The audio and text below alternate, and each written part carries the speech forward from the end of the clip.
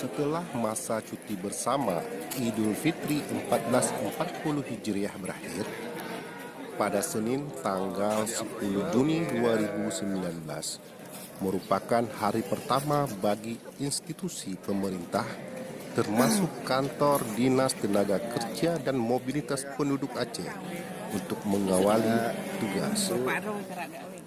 Hari pertama kerja diawali apel pagi yang dipimpin oleh Sekretaris Sedisnaker Mopdub Aceh.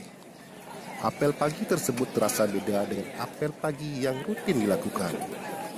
Suasana lebaran masih terasa karena seperti biasa tradisi salam-salaman sebagai ciri khas lebaran masih dilakukan di antara pegawai Disnaker Mopdub Aceh. Mudah-mudahan kebersamaan seperti ini akan terus dipertahankan sebagai tradisi di lingkungan Dinas Tenaga Kerja dan Mobilitas Penduduk Aceh.